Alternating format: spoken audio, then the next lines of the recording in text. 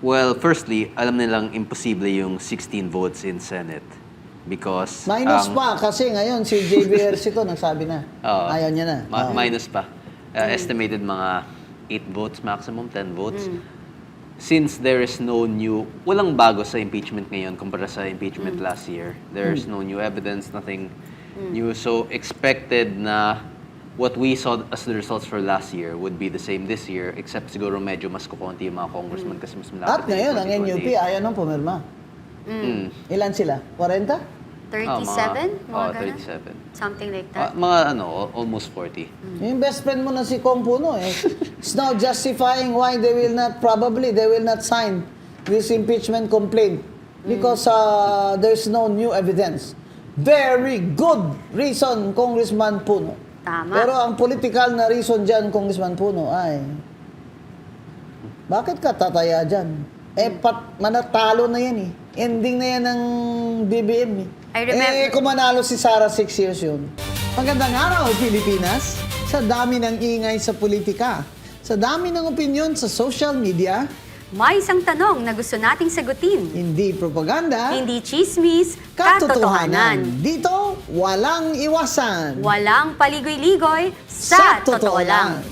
Kasama natin ngayong araw, isa sa pinakabatang mambabatas. I think siya yung pinakabata At controversial dahil sa mabibigat na mga pahayag laban sa administrasyon na ito, walang iba. Ang napakatalino nito minamaliit pero I've seen yung interview niya, ang talino niyang kausap. At makisig. Oo, walang iba kundi si Cavite 4th District Congressman Representative Kiko Barsaga! Welcome, Kong Kiko. Hello, good morning. Good How have you morning. been spending your free time lately? Meow-meow lang. Meow-meow lang. Walang masyadong ginagawa kasi suspended and as of now, madaming naging issues in terms of geopolitics in the Middle East. So, training muna kasi baka mag-World War III na tayo. Ano yung training mo? Di ba, you're in martial arts, right? Yes. Boxing, taekwondo, iba-iba. You have a black belt in... Black belt na. Wow. I actually just recently got my black belt last August. In August what? 2025. In what sport? Taekwondo. Taekwondo! Black belt. So, nagko-competition kayo? Actually, mga kasama ko sa KLD Dasmariñas, sa DLSUD. Madami kami from DASMA we're a group of athletes and we join taekwondo competitions. Iba-iba kasi may ibang athletic groups ko din from Arnis, boxing, sinasamahan ko sila sa mga competitions sila. And how many years have you been doing this, Congressman? On and off for about 15 or so years for Wow, taekwondo. that's Pero may already- mga times Bata na ka mag-i-stop pa. ako mga 1 year, 2 years due to work, schools. Pag That's naging really a busy. discipline. Huh? Yeah. Sa mga nangyayari ngayon, Kong Kiko, meron ka bang nakikita na naiisip mo, because bata ka pa bilang legislator, no? Na in the future, even though alam natin na hindi magiging madali yung pag-recover sa mga nangyari sa atin na nakawan sa kaban ng bayan, sa geopolitics problem natin, sa personal na labanan sa politika, ikaw bilang batang mambabatas, ano yung nakikita mo na maitutulong mo or naiisip mo na idea ba na pwede mong ma-share na makakatulong sa ating bayan? Well, regarding sa ideas, kung ano yung... In general, yung sa- isa-isa. Yung sa corruption issue, ang problema kasi natin dito is that hanggang ngayon, wala pang... We already spent millions on the ICI. Walang nangyari doon. Walang nakukulong. Walang... Actually, kahit yung sa report nila, walang... It's been inconclusive so far. There's no results. And that's the problem. When we allow a system that shows no results whenever corruption is investigated, edi parang pinapakita natin na okay lang magnakaw. And so we would have, this issue would keep repeating itself if there are no consequences for this. Kasi anong mawawala sa kanila? Wala namang nakukulong, wala namang nasususpend, walang na-expel from the house, and no one's facing any consequences for this action when what they could gain is billions of pesos from the public funds. Kahit yung iniimbestiga ng yung may mga sinabit na ang ICI at TPWH sa Ombudsman. Ibig sabihin, there is a pending investigation, if not a case in the Ombudsman, against, example, Edwin Garjola of CWS, correct? And yet, hindi siya suspended. Yes, actually, there would be no basis for the ethics to suspend him because investigation pa lang yun. Ang problema kasi natin is that these investigations, it's almost 1 year since then. The ICI started in October, I believe, September. Pero kasi, ang sinasabi It's been- ko nga, ang ICI, itinayo yan ni Marcos, ni Bongbong, para naman ng konting appeasement, no?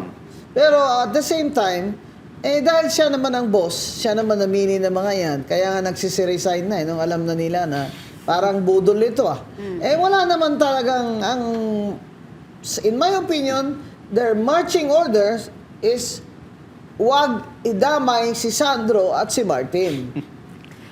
Wala talagang mangyayari sa atin yan, di ba? And kitang-kita mo nga na nga natin di ba? Kahit ikaw siguro, kung Kiko, kitang-kita mo yung nangyayari na every time na merong willing magsalita or magpahayag ng kanilang karanasan na naranasan nila sa katiwalian or witness, imbes na pakinggan, ang unang-una nilang gagawin talaga, babanatan nila, sisiraan nila, i-question nila yung credibility, even meron ng mga salaysay.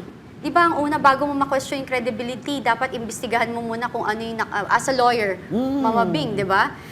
Kailangan basahin mo muna kung ano yung affidavit, tapos doon ka mag-imbestiga bago mo sabihin kung credible or not. Tsaka katungkulan nila yun, gaya ng Blue Ribbon Committee, katungkulan nila yun, na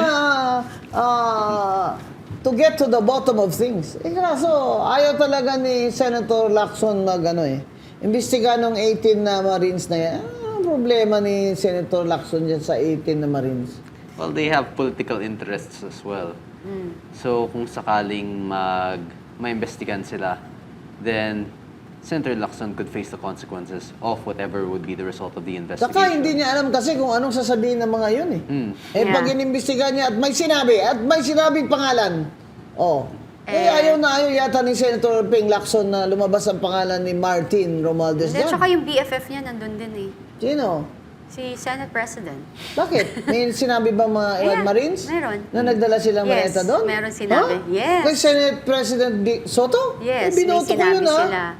Ako, di ba we were just talking about it a while ago, na what do you call this, na ako gusto ko si Senator Lacson before. Oy, binoto ko rin Diba? yun Tapos, sobrang disappointed ako. I was so excited nung umpisa pa lang. Kaya nga, every time I'm posting in my Facebook, sinasabi ko, Senator Lacson, nasa na yung 60-plus congressman na binabanggit mo na involved sa flood control projects. Kasi Siya sa ba yung umpisa, nauna? Sabi niya? siya. Campaign. So, I always ask for it.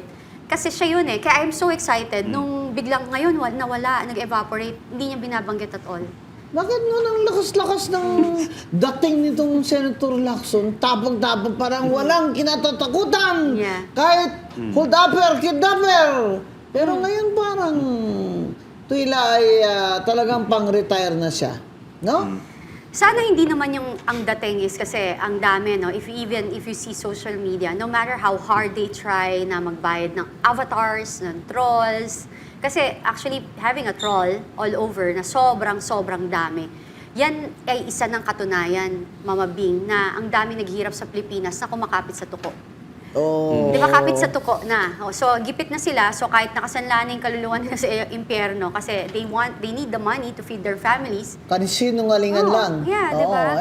So, parang nagtatakip pagtatakpan mo yung mga mali, sisiraan mo yung mga gusto magsalita, yung nagbibigay sila ng chilling effect, di ba? Kung Kiko. You know, it's so easy to understand. Even an ordinary Filipino is madaling maintindihan kung ano yung ginagawa nila. Palagay mo, Kong Kiko, yung disclosure ng 18 na Marines, is it probably true or you don't give it credence? Well, coincides with yung sa sinabi ni Orly Cotesa and regarding sa sinabi ni Zaldico. So, if any of those are true, then the others would have some truth to them as well. And actually, surprised ako na supporters kayo ni Senator Ping Lacson dati.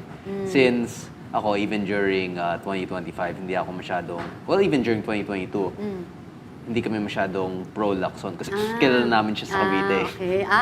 Even you're during from the Cavite. 2022 elections, Yeah. hindi naman siya malakas dun sa Cavite when he Taga ran for Cavite ba yan? president. Cavite. Silang Laboy. Hindi ko nga alam na taga Cavite yan eh. Cavite. So at least ngayon, kilala niyo na si Lacson. Yeah. Well, nakakalungkot kasi I'm expecting more sa mga retirees, yung mga magre-retire na mga political na supposedly nagkaroon ng kapangalan. Mabuti or masama. Parang mas gusto pang mag-retire ng mas masama ang reputasyon. Pinakita niya dito na talagang nag-ano siya eh. Pinaprotect niya talaga si Martin. Nung hindi niya talaga hindi niya ni-require na humarap doon. Sabi niya, interparliamentary courtesy. Yung sinasabi ni Senator Marcoleta, ay kung ako, hindi ko gagamitin yung interparliamentary courtesy dahil sa massive ang korupsyon Correct. na dapat ay ating susuriin. Diba? Pero Yeah. it looks like politika lang talaga. Pati sa Blue Ribbon Committee ay politika ang naghahari dyan kung bakit si Senator Ping Lacson ay ayaw niyang magpatawag ng 18 na yan. Eh kung ayaw mo pumapatawag ng 18, kahit na mamili ka na lang ilan sa 18, yan na lang po ang inyong ipatawag. Kasi alam nga naman, tingnan nyo kung aling affidavit dyan ng palagay nyo ay very, specific, ipatawag nyo. Para naman mapatunayan na ang Blue Ribbon Committee ay hindi po bias at walang pinagtatakpan. Kasi ang problema talaga ng administrasyon ng BBM na ito ay dahil sa walang nananagot at walang nananagot dahil siya ang tinuturo na mastermind. At saka yung dito is kung sino pa, wag na tayong lumayo, kung sino pa yung may lakas ng loob manindigan at tumayo para sa kanyang Kong bayan, Kiko, di ba? oo.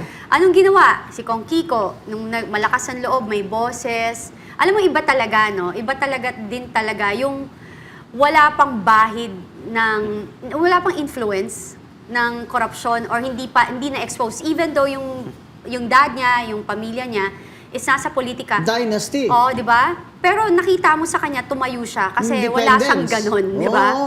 He doesn't care. Until now, I heard nga, he doesn't really care. Because you stand for what is right. And that's very important. And imagine, ilang taong ka na, Kong Kiko? 27. Imagine, a 27-year-old compared to you guys na nandyan for the longest time sa Kongreso, my goodness, ano na lang ang record nyo compare naman sa kanya. Sasabihin nyo, meow-meow lang ang alam.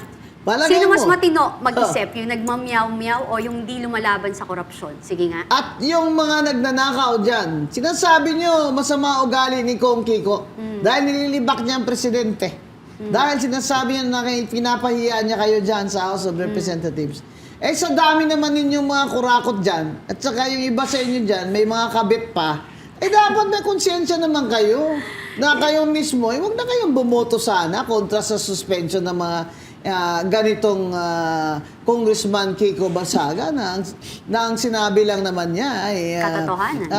at freedom of speech. We defend his right to freedom of speech. Anong palagay mo, Kong Kiko? Anong masasabi mo dyan? Hindi, okay lang naman yung suspension eh. Okay lang? Because if they continue to do that, edi mas pinapakita lang nila na ganun talaga sila. Oh. And That's true. we can no longer expect anything from Congress, lalo na ngayon na sobrang laki na ng corruption sa, not just within Congress, but within the Philippine government. And At sa second suspension mo, talagang ang taong bayan na parang, ano ba yan? Sige, ay pangatlo. Gawin nyo na kaya. Installment pa kayo dyan. Lump sum nyo na. Grabe kayo. Hindi ba kayo nagbabasa? Ganzon, Rodolfo Ganzon versus Court of Appeals. Where the Supreme Court ruled that you cannot kasi sinuspend sila Mayor Ganson, hindi Guanzon, ni Secretary of DILG Santos doon under Cory. Sinabi ng Supreme Court, mali kayo. Ikaw ang Court of Appeals, mali ka. Dahil hindi pwedeng successive suspension because you will then defeat or deprive the elected official of you will deprive the people, the will of the people. You will negate the will of the people. Rodolfo Ganzon versus Court of Appeals. Pinagmamalaki ko po yung tinuturo sa local government code na subject ko. By the way, I have a textbook in local government code in UP. Dahil yung RTC judge dyan ay si Judge Sixto Rojas Guanzon, ang tatay ko. Na tini-RO niya, si Secretary ng DILG. Nung sa pangalawang suspension, ay isususpend na naman, tini-RO ni Judge Guanzon ang Secretary of DILG saying, you cannot do that successively. Actually, Kombing, ikaw ang kauna-unahang biktima ng power tripping. Correct. Hindi talaga ako pinaupo ni Martin Luther King. 2022 ba yan? Oo, that ni Imagine BBM. that, doon palang nakita mo na eh. Kita mo na kung saan papunta o ang destinasyon ng liderato na to. At may Supreme Court ruling Yes. na. Nauupo yung substitute ko. Mas Nandun malala na. yun, no? Si Dr. Camille Luansing Ilagan. Nandun na. At naka-ready na mag-vote sa kanya. Ayaw pa rin ni Martin Luther King Romualdez ipa-vote dahil daw si Guanzon ay dapat talagang maparusahan. Di ba Grabe. you file a case about it? May Supreme Court pa kami. Kasi ang gusto namin kung Kiko, i-delete na yan ng House of Representatives yung rule na under the Constitution, pag na-proclaim ka na at nag-oath ka na sa valid na the officer of law, automatic ang assumption of office mo. Dyan sa House of Representatives, may rule dyan, si Martin, na kailangan mag-ceremonial oath ka pa sa speaker. Abay, kung ganyan, kahit pala manalo kami dun sa Cavite, sa Laguna, hindi pa rin kami makaupo pag nagtago si speaker na ayaw niyang i-oath, ceremonial oath. Kaya nga tawag ceremonial eh. Ibig sabihin, you can dispense with it. Yeah. Pero itong si Martin Romualdez talaga, ang laki ng galit sa akin dahil tinawag kong bangag si BBM sa mga rally. Bakit? Mali ba ako? Sinabi ni, tingnan mo to. Kaya nangayayat ngayon si Martin Romualdez. Mataba pa siya dyan. Ngayon nangayayat na siya kasi sa bigat ng mga maleta, Nag-exercise. talagang nangayayat na siya. Yan ang sinasabi natin, Kati, na itong administrasyon na ito, napaka-benchful, ha? Benchful. At Kaya ang talagang, bigat. corrupt. Benchful. At saka incompetent. Incompetent itong si BBM. Ikaw palagay mo, Kong Kiko, competent ba yan si BBM? Well, if you look at economic factors, if you look at the political factors, dun mo makakita you decide competence not based on opinions but based on numbers. Correct. And from what we see in the numbers, the results speak for themselves. Anong numbers, Kong Kiko? Well, firstly, yung sa GDP growth natin, foreign direct investments decreasing, No. and also sa PSEI, sa peso to dollar exchange rate. Oo. And lastly, kahit yung numbers lang kung ilan yung nakulong sa corruption issue, we can already judge based on those statistics alone. Tsaka ilang Kung taon na budget ano ang yung magiging deficit ng budget. results natin. Oo. Oo, At grabe. utang siya ng utang. Pero, kita mo Eh, naman. tumataas din yung tax natin eh. Yun Oh, yung Oh, yes. Ang tax na pinakamahirap tumataas. dun. The tax are ang- increasing but Yeah. yung funds natin mas lalong hindi na nagamit. People see less from increased taxes. People But- see less results from the government. And the Yeah. loans. We don't benefit from it. Oo. Utang siya ng utang, wala naman tayong nakikitang resulta. Well, na maganda. eto na lang. Gerang-gera. Ang priority, imbes na, even sa Kongreso, imbes na ang prioridad nyo is Impeachment oo, na di ba? naman. I-safety muna ang ating mga OFW. Nakakasabi nga lang sa ating nakaraang interview with Ms. Cora Guidote na ang ating OFW, ang ating pag-asa na lang, silang nag-hold kung bakit ang ekonomiya natin ay still nakatayo kahit papano. Kinalimutan. Mas priority pa, Kombing, kung Kiko, ang impeachment na naman. 'Di ba? Ayaw interviewin, ayaw pag-usapan ang nakawan sa kaban ng bayan na sana kung mahuhuli ninyo or nandyan na ang dami nagtetestigo, is mababalik pa yung ibang pera. Oo nga pala, may nagre-return ng pera eh. Nasaan na yun? Yun, hindi rin sinasabi kung nasa ano yun. Bigla ko din. naalala. Palagay mo kung Kiko, itong impeachment 2.0 ay may may Pag-asa. panalo kaya itong mga anti-VP Sara Duterte? Well, firstly, alam nilang imposible yung 16 votes in Senate. Because Minus pa kasi ngayon si JB Ercito nagsabi na. Oo. Ayaw niya na. Oo. Minus pa. Estimated mga 8 votes maximum, 10 votes. Since there is no new, walang bago sa impeachment ngayon kumpara sa impeachment last year. There's no new evidence, nothing new. So expected na what we saw as the results for last year would be the same this year, except siguro medyo mas kukunti yung mga congressman kasi mas malapit At na yung ngayon, ang NUP 2028. ayaw nang pumirma. Ilan sila? 40? 37? Mga ganun? 37. Something like that. Mga almost 40. Yung best friend mo na si Kong Puno is now justifying why they will not sign this impeachment complaint because there's no new evidence. Very good reason, Congressman Puno. Tama. Pero ang political na reason dyan, Congressman Puno, ay bakit ka tataya dyan? Manatalo na yan eh. Ending na yan ng BBM eh. I remember- Kung manalo si Sara 6 years yun. Diba? Yeah, yun nga, I remember when you said nung unang ano natin dito sa totoo lang is sobrang totoo naman yung sinabi mo na what will you choose? Oo. 2 taon or 6 na taon? Mamili kayo, mga congressman. At saka Sa alam mo, 2 taon o sa 6 na taon. Sige, pirma pa more. hindi, tsaka Kong Kiko, tsaka Kong Bing, no? Ano kasi yan eh, whether si VP Sara ang uupo or meron silang gusto pa dyan, sa tingin nyo ba, hindi titirahin si BBM? For that person to win, kailangan may makulong. Kailangan merong managot. So, ang unang-unang gagawin, whoever is yung magiging presidente, magpapakulong. So, don't feel so comfortable. Kaya si BBM will fill the candidate. Yeah. Para hindi sila makulong. Hindi, Oo. kaso lang, ang balita ko lahat daw ng nalalapitan, Ayaw. ayaw. Ayaw tumakbo. Oo. Sa BBM gang ticket. Pag-uusapan na lang daw, next Bakit month, si John pa. Vic Remulla? Sabi niya naman, willing siya. Ang taas kaya na rating niya, 1.4. Kaya yung taas kaya yan, more than 1. O di 1.4. John Vic, Tumaas go ka ka na. Diba? Taas mo na sa survey. Oo, 1.4. Tsaka, panahon na tumakbo ang Remulla. Huwag na kayo dyan sa Cavite. Liit-liit ng Cavite.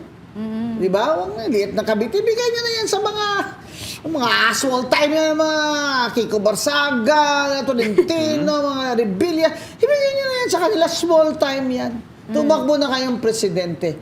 Dahil ito na, John Vic, ang iyong panahon. This is your time. And by the way, gusto ko someday i-separate na yung DILG, Kong Kiko. As dito sa Department of Interior at ang local government, ibahin na. Kasi napupolitika na ang service eh. Yung mga police, mga Bureau of Fire, doon ako Women's Month speaker ako sa Bureau of Fire Department.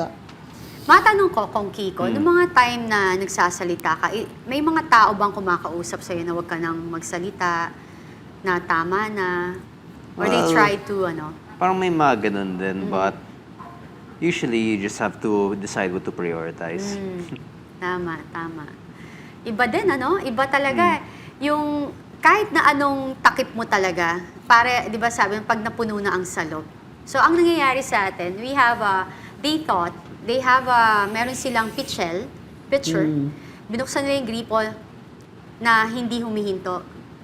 Tapos kaya lang nila isarado yung gripo anytime. Kaso, because of sa greed nila, nasira yung gripo.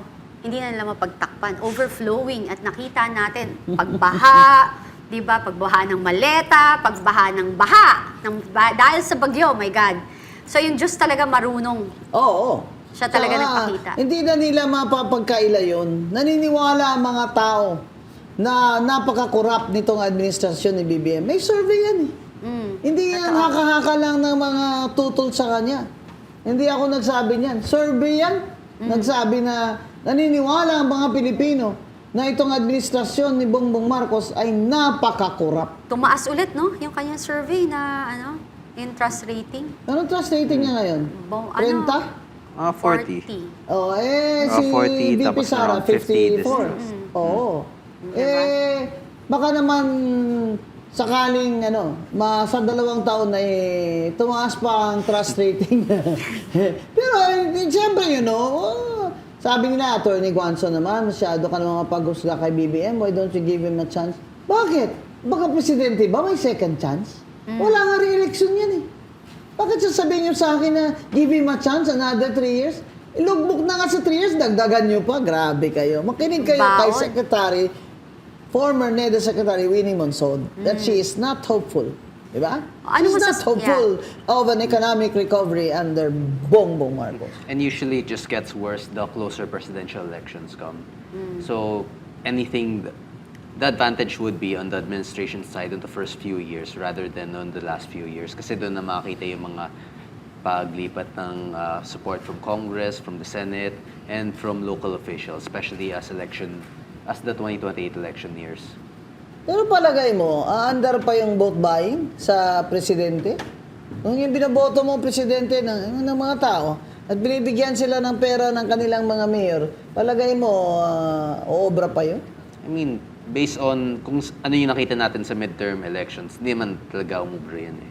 Hindi man gumana yung Pag national, machinery Pag national, yung vote buying, hindi yan fail-proof. Kasi local lang ang binoboto talaga nila na si mayor ang bigay ng ganito, si vice mayor ganyan, congressman, di ba?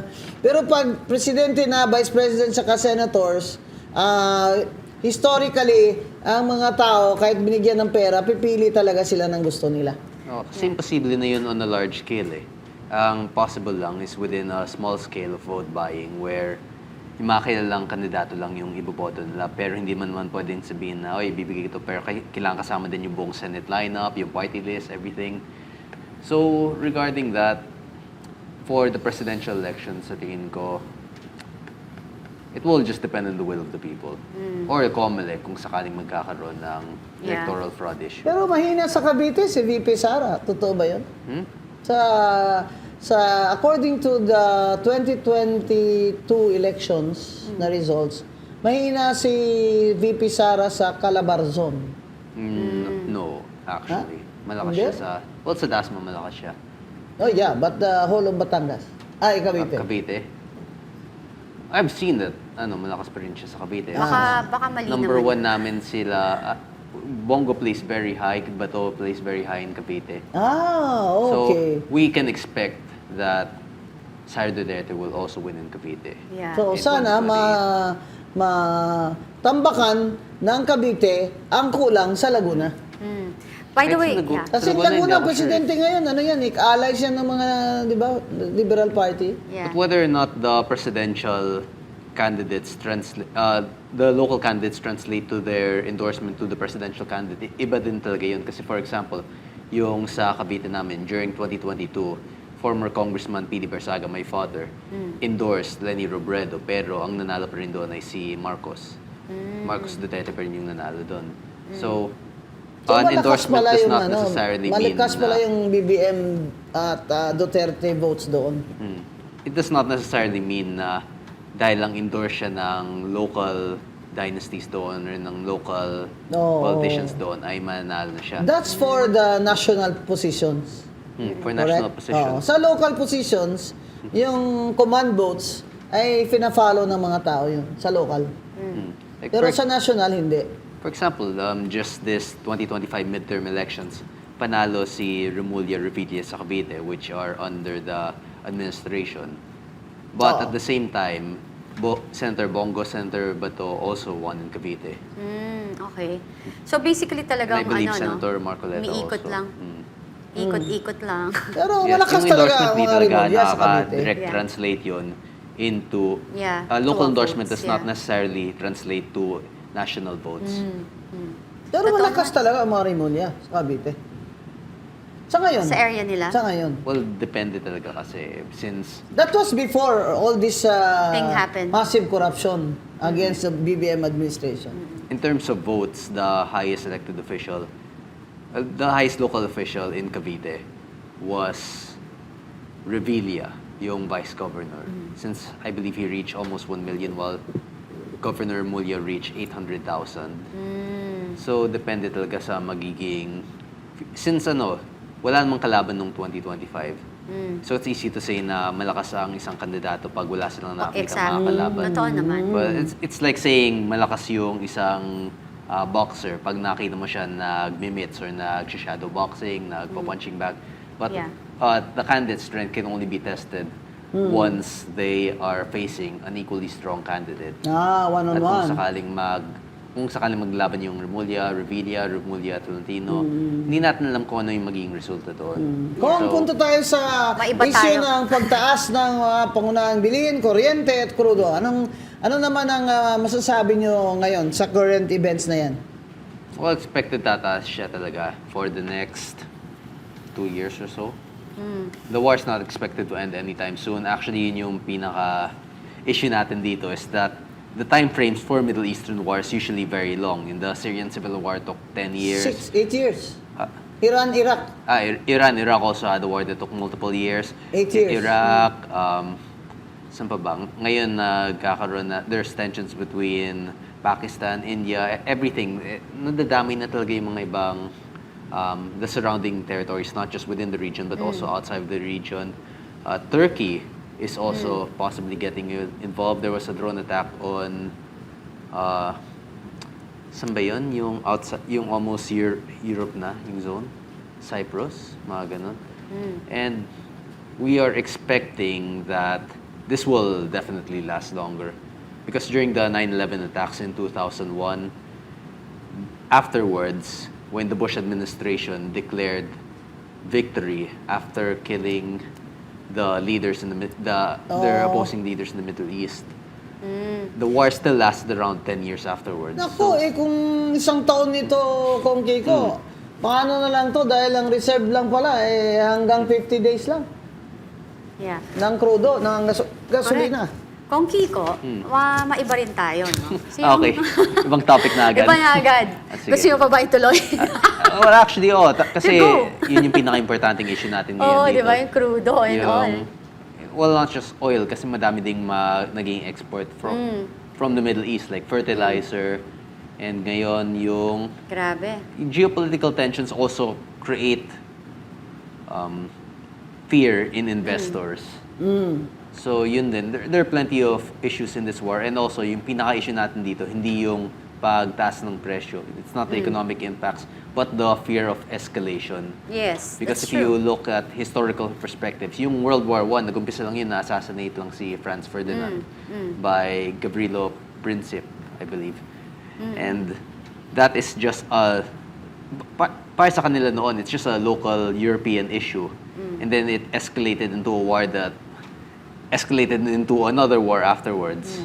Nag-umpisa sa simple. Yes, because World War II emerged from the results of the Treaty of Versailles na nangyari doon on the end of the First World War. So yung mga ganitong klaseng small issues, well, it's already a big issue, but we do not know how big of an issue it could be, and we do not know about kung gaano kalaki yung magiging threat of escalation nito, at yun yung pinaka kailangan nating tutukan, yung posibleng threat of escalation. And yet, the BBM apparently has no plan. Wala. It's impossible to plan for things like this, but at the same time, wala pa ngang gera, may issue na tayo in terms of our economic issue. Yeah, We're already that's true. facing an economic and a political crisis regarding corruption. So dito talaga makakita natin kung it's where the government will be measured. Kasi nung nagkaroon ng pandemic, everything was stable before then. President Duterte was actually doing a very good job. And he had very good results during the midterm elections before the pandemic. So now, this is parang similar situation to. 1 year after the midterm elections, we face a global crisis. Pero ang pagkakaiba natin dito is that it's one of the worst midterm performances for any incumbent administrations. And at the same time, they are facing massive political backlash over large-scale corruption issues, not just a domestic issue, but also from the international community. Yeah, So, yun yung nakakalungkot eh. Kasi because of this massive corruption, no? sirang-sira tayo sa ibang bansa. So, when you try to think about it, pag tiningnan ka ng ibang lahi na, ay, mga magnanakaw ba to? Alam mo yung ganun? Hindi, Baka I to the mean- point na hindi na tayo i-hire kasi, ay, may lahi pala tong mga ganito. Hindi man in Sad, general. no? Oo, pero, I mean, di ba? we still have the Filipinos good image, the Filipino people, but yung Philippine government, it already Yeah. has an image of corruption. Exactly. And the image of corruption within the Philippine government has only increased in the recent years. And I think yun talaga yung magiging issue natin in response to Yeah. such crisis like So, this. kung Yeah. sinasabi ng mga pro-BBM, kaya pa naman daw mag-recover sa 2 taon. Palagay mo, kaya ni BBM gang na mag-recover in 2 years? Siguro pag sinoli niya yung pera, soli niya lahat. In terms of survey results, parang hindi na. Parang Because hindi. Malabo. within 2 years, it's all expected to go downhill from here. Because ngayon, right now, the administration expects support from both the House, the Senate, from House, Senate, from local leaders. Pero by 2027, it's also expected na hihina na yan. Lalo na So pag this is nakalabas already- na ang budget. Oh, Sa balita ko, 2027. di ba? Pag lumabas napasa ng budget, nalalabas ng budget, hihina na si BBM. Kasi for that expected. year, ang mga congressman, wala na silang kukunin sa kanya. Correct. Kaya, lalo siyang Eleksyon hihina na. politically. Di ba? That's usually the pattern with presidents na pababa na yung trust rating. Yeah, and Well, Except for Digong. President Duterte did not have this problem kasi sobrang taas ng trust ratings niya noong 2022. Actually, Sara Duterte is the highest voted official of highest voted elected official of practically of all time. 32 million. 32 Yeah. million, You the highest imagine, voted. let's just say 30 million will vote again. Wala pa yung increase ng voters, ha? O sa 30 million, kung mag-command votes ang Sara Duterte slate. Kasi zero ang senador ni BBM gang. Kasi you need about 16 million, to be sure. yeah. Sa 30 million na magsasara, kung straight ballot, Oo. Totoo. kahit Grabe. sino dyan, madadala na sa Agos. Di ba? Kasi nga, ang mga tao gusto na pagbabago sa 2022. Hindi lang reforma. Yung may mananagot para may reforma. So, Yun baka ang sakali sinasabi ko. maisoli yung pera. Oo, tsaka talagang habulin ang Diba? pera. Habulin talaga. Talagang habulin Or talaga. money trails talaga. Yung mga assets nila, pang ano talaga. Freeze and Oo, all. sequester talaga yung mga assets nila. Butasan ng kanilang mga corporate veil kasi nagtatago sila sa mga korporasyon nila. Yan ang ginagawa ni Martin Ay, Romualdez. alam mo, Mama Bing, possible yan. Kung talagang yung uupo na kung matino, yun ang unang dapat niyang habulin. I-freeze niya account ng mga nasabing magnanakaw. Di ba? Oo. Kaya gusto ko talaga, zero corruption talaga. Zero corruption, zero tolerance talaga. Yeah. Yung sinasabi ko nga, pag ako nagpresidente, kongki ko, ang gustong magkabinete, pipirma ng pinabit. Waiver. Oo. Na waiver sa lahat ng mga bank accounts nila at mga asawa at mga kirida nila, Pati ganito. mga mistress nila, kirido nila, at pag sila ay na iskandalo sa korupsyon, ay puputulin nila ang sarili nilang mga daliri. Live stream. Akala ko na naman, iba na naman yung... I mean, wala naman talaga Kala mo, zero ano naman ang corruption eh. puputulin? Daliri lang! Daliri lang! Oh, di ba? O, palagay mo, kung Kiko, may sasama sa ganong klaseng zero tolerance for corruption. May maraming sasama kay VP Sara dyan. But Diba? at the same time, wala naman talagang zero corruption government. Even the best governments Oo, have some zero form tolerance. of corruption. Zero tolerance. Zero tolerance. Oo. But kahit nung 2016 to 2022 during President Duterte's term, we also noticed corruption within especially yung sa COVID funds, yung sa Formally. yung naging pandemic. So, yung nangyari dun sa pandemics, the whole face shield, face mask issue, ang dami ding naging issue doon. Ano yung Demvac siya? Ay, hindi, that was Aquino's term. Aquino's term yun. Aquino, di ba? Oo, Aquino Aquino, ba? 2010 to 2016. Formally, yung kay Kay Secretary Duque ba yun? Kay Kay Duque. Dugong. Digong. Kay Health Secretary Department. Duque during the 2020 pandemic. Hindi naman natin So, wala sinasabing zero corruption talaga mangyayari. Pero Tolerance. ang presidente at lahat ng mga elected officials, dapat zero corruption. Zero tolerance. Kaya ako sinasabi ko akong Kiko, wala na lang sweldo yung mga congressman at senador. Kasi per diem na lang, bawat attend na lang. O di kung hindi sila mag-attend, di wala silang sweldo, wala silang per diem. Kasi ngayon, sa Venezuela, hindi na nga tumatanggap ng sweldo dahil deficit. Yeah. Palagay mo, payag kaya sila na wala na lang sweldo, per diem na lang? Hindi sila papayag dyan. Bakit? You're expecting people to act against their own interests and that will yun na never nga, oo. happen. Parang akala ko to, gusto lang na niyang conscience ba? Ayan. Well, if we expect Congress to act based on conscience, then we will not be rewarded for our expectations. Kasi hindi naman, kung konsensya talaga to, then nung flood control pa lang, dapat may nakulong na, dapat may mga nag-resign na. Well, Dapat ngayon pa nag-resign lang. na hindi dahil sa makukulong sila, pero dahil Yeah. sa out of respect to the people. But Moral walang ascendancy. nangyaring ganon. The people who only resigned Zaldico and si Yap, it's only because they were being investigated. So regarding that, you cannot trust Congress to act based on conscience because all of the corruption started and exists because of a lack of conscience. Yung political dynasties, dahil ikaw, political dynasty ka rin na beneficiary,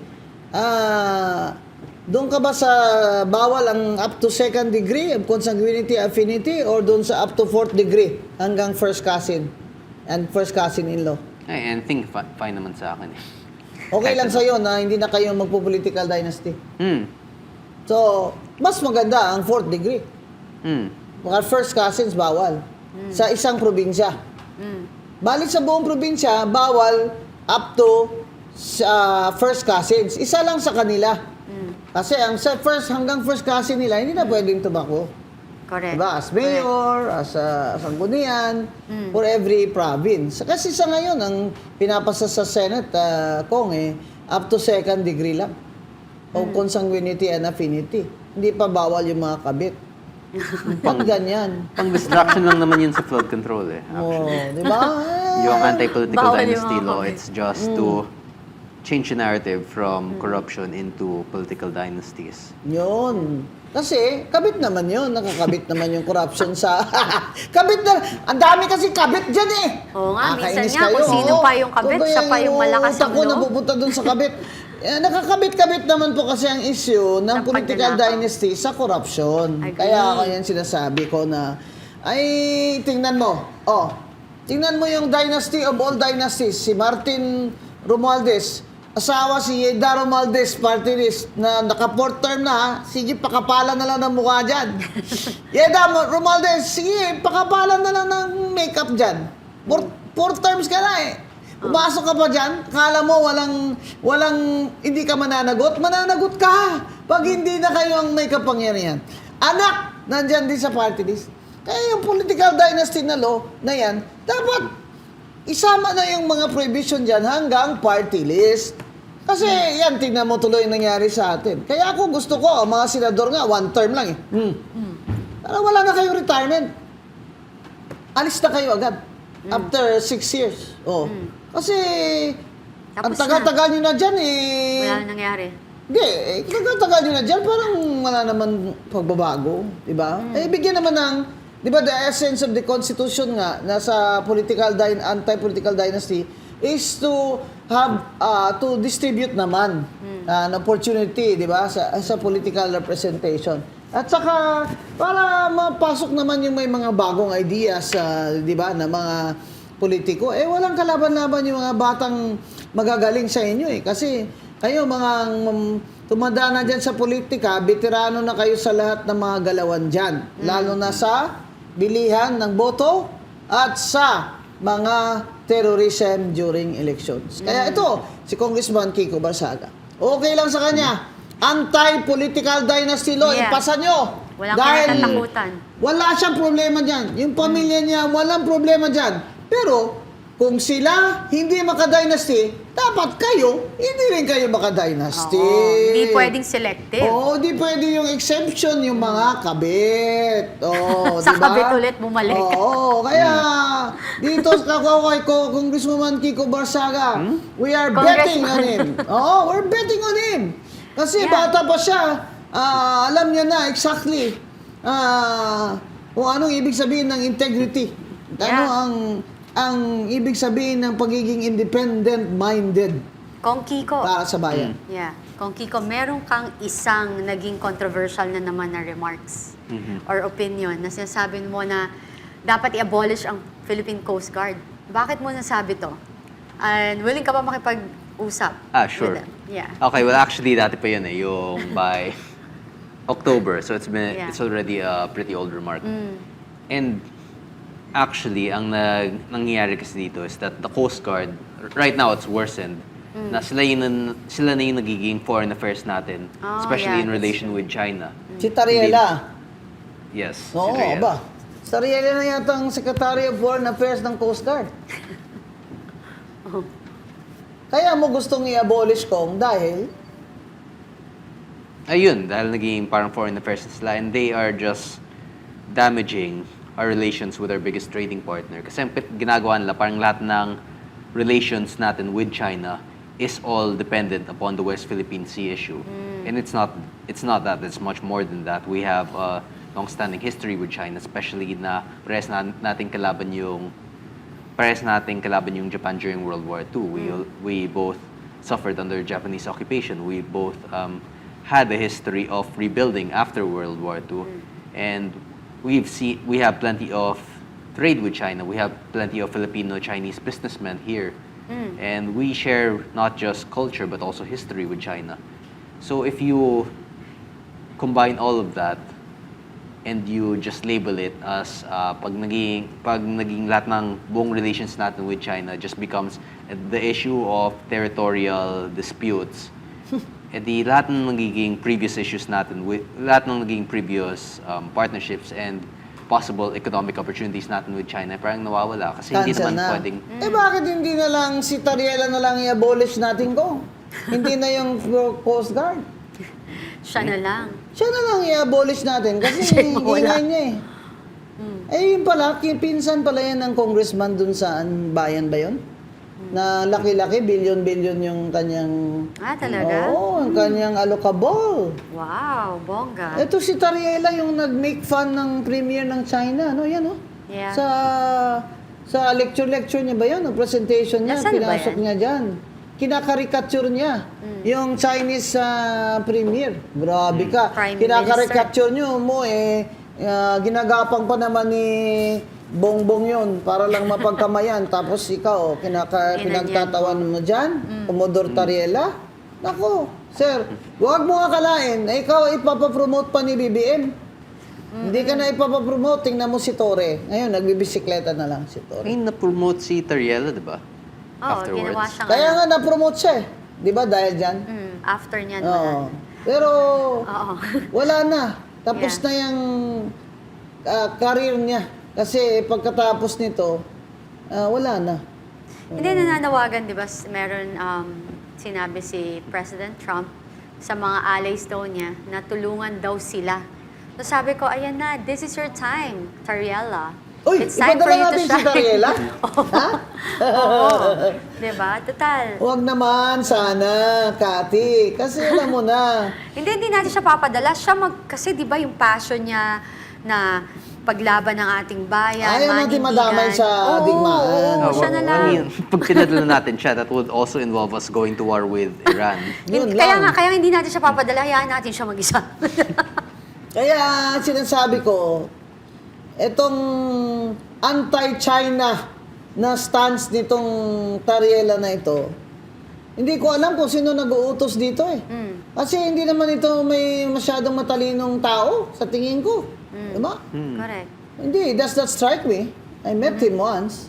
Pero may mga pinagsasabi niya, sa ganyan, Coast Guard, ano ka,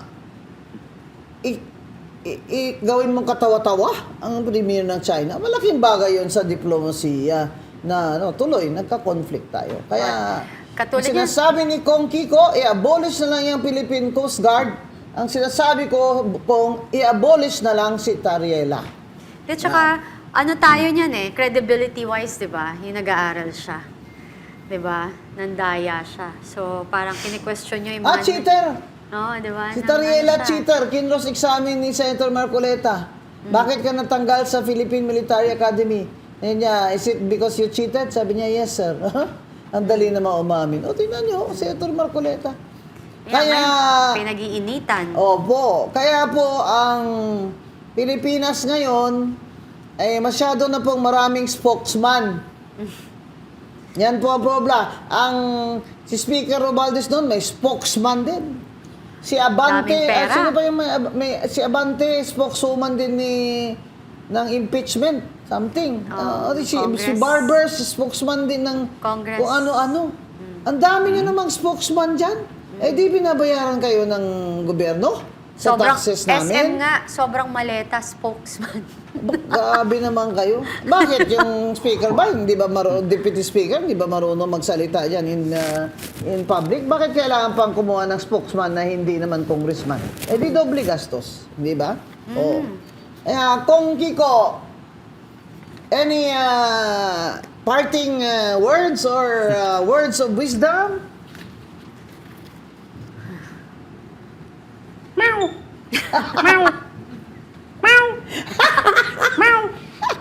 Ayun ang parting words. Meow, meow! Meow, meow. Meow, meow! Ladies and gentlemen, our very young and very Brave. independent Very brave. Congressman Kiko Barsaga of Cavite. Meow, meow. Bye-bye. Thank you. Thank you for Thank you. Thank you thank you for for gracing passing us Thank you. today.